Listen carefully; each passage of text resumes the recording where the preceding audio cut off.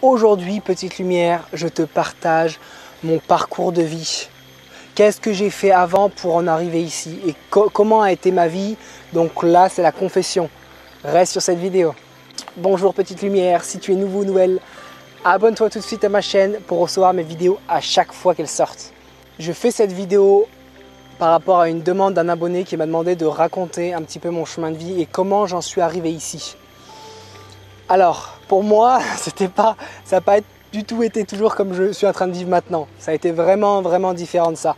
L'élément qui a été majeur dans ma vie, c'est la séparation de mes parents quand j'avais plus ou moins 6-7 ans. Ça a été vraiment le point de départ où tout a commencé vraiment sur mon chemin. À partir de ce moment-là, de 7 ans, disons, jusqu'à 20 ans, ça a été une recherche très difficile de moi-même. Je suis vraiment plongé très bas pour aller chercher qui j'étais vraiment, quelles sont mes ressources, quelles sont mes qualités sur cette planète. Donc vraiment, ce point de rupture quand j'avais 6-7 ans, c'est là où tout a commencé. C'est là où j'ai ressenti de la tristesse, c'est là où j'ai ressenti de la haine. Toute ma jeunesse, toute mon adolescence, j'ai vécu avec de la tristesse profonde et de la haine profonde. Ces deux émotions qui étaient extrêmement présentes chez moi. Je ne comprenais pas pourquoi mes parents se séparaient. Je ne comprenais pas pourquoi mes cousines et mes cousins ils faisaient des câlins avec leur papa et moi je pleurais en silence quand je les voyais faire un câlin. Je ne comprenais pas. J'étais même pas dans la victimisation. Je ne comprenais pas pourquoi moi je vivais ça et que les autres personnes ne vivaient pas ça. Donc en gros, toute cette partie de ma vie jusqu'à mon adolescence, j'étais vraiment rempli de haine, rempli de tristesse.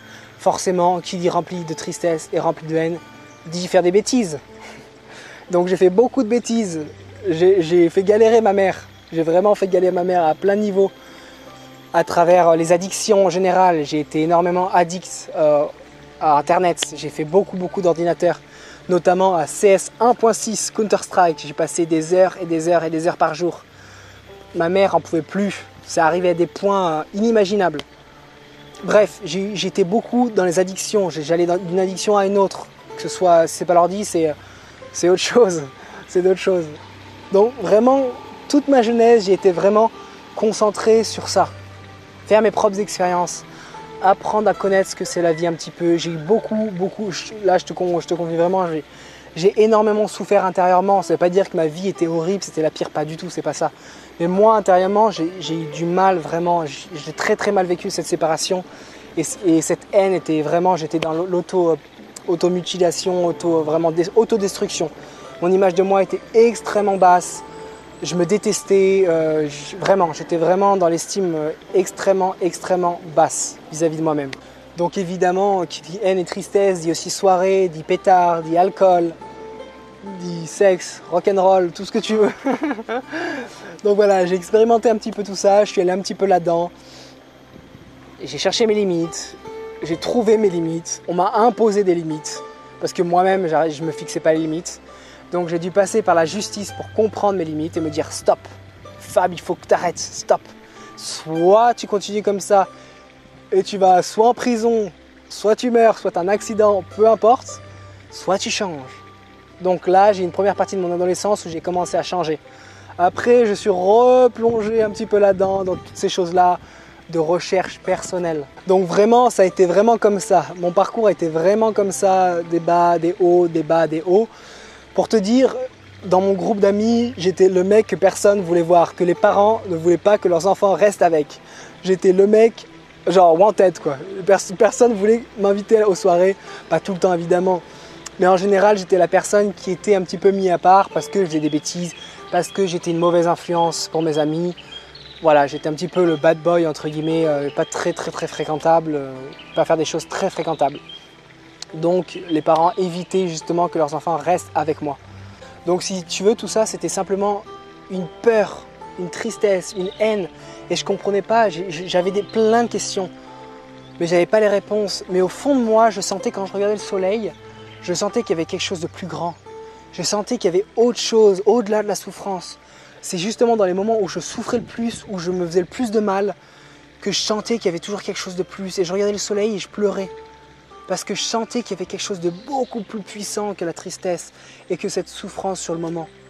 Je sentais, je regardais les personnes et je disais, il y a quelque chose que je comprends à travers cette expérience de souffrance. Je comprenais des choses. Et vers mes 16 ans ou 17 ans, je ne me rappelle plus exactement, je suis parti vivre avec des moines. J'ai travaillé pendant 2 mois dans leur boutique de moines à l'abbaye d'Aigbel, qui est dans la Drôme provençale. Et là, j'ai eu quelque chose qui m'a touché le cœur. Déjà, à 16-17 ans. Il y a quelque chose qui m'a touché le cœur, une profondeur, un silence profond qui m'a vraiment touché. Et qui m'a dit, il y a d'autres choses dans la vie. Il n'y a pas que l'alcool, il n'y a pas que le pétard, il n'y a pas que la haine, il n'y a pas que l'imitation. Il y a autre chose, il y a aussi la présence divine. Je ne l'ai pas dit comme ça parce que j'étais vraiment anti-religion entre guillemets, mais je sentais qu'il y avait quelque chose de bien plus profond que ça. Qu'on n'était pas juste venu sur cette terre juste pour fumer, boire et faire l'amour. Je sentais qu'il y avait quelque chose de plus. Donc vraiment, cette abbaye d'Aigbel, je te recommande d'ailleurs si tu vis par là-bas, elle m'a ouvert les yeux, elle m'a ouvert le cœur. Même si je ne suis pas devenu moine du jour au lendemain, ça m'a déjà ouvert un petit canal. Après, j'ai continué encore plus à fumer et à boire et tout ça. J'ai expérimenté ma vie, évidemment. Mais ça a été le premier déclic. Le premier déclic. Et après, j'ai grandi. Donc, vers 23 ans, c'est là où j'ai commencé vraiment à me réveiller. C'est là où j'ai eu mon réveil, si tu veux. Pas un éveil, mais c'est là où j'ai tout changé. Donc, je fumais, je buvais. J'étais avec ma copine après 5 ans. Je sentais que on arrivait un petit peu à la fin. On arrivait à quelque chose, à la fin d'une page. C'était le moment qu'il fallait évoluer. Donc si tu veux, moi j'étais au plus bas de moi-même, je n'utilisais pas du tout mon potentiel, j'étais triste, j'étais fatigué, j'avais des allergies, tout ça. Et c'est à ce moment-là où j'ai reçu quelque chose au fond de moi qui m'a dit, encore une fois, il faut que tu changes Fab, il faut que tu changes ta vie. Et à partir de ce moment-là, du jour au lendemain, j'ai arrêté de boire, j'ai arrêté de fumer, j'ai commencé à faire du sport, j'ai commencé la méditation, j'ai arrêté tout ce qui est viande. Tout ce qui est viande, poisson, tout. Donc je suis passé en 100% végétarien. Je mangeais que de la salade. J'avais arrêté le gluten. Vraiment presque que de la salade. Donc c'est là où j'ai commencé à perdre beaucoup de poids. J'ai perdu pas mal de poids. Je mangeais beaucoup de fruits, beaucoup de salades. Donc des trucs crus, purs. J'ai fait ça pendant au moins 1 an. Bon, je mangeais pas que ça non plus. Mais une grosse partie, c'était ça.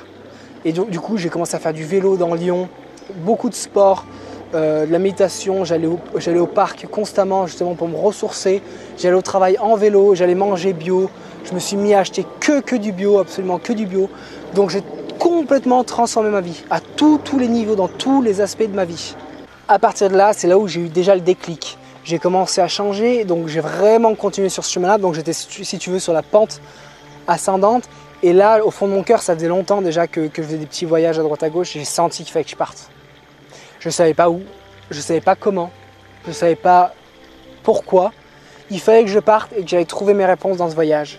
Donc à 23 ou 24 ans, je ne me rappelle plus exactement, en 2016, je suis parti donc au départ avec ma copine, on est parti vivre au Canada pendant 3 mois.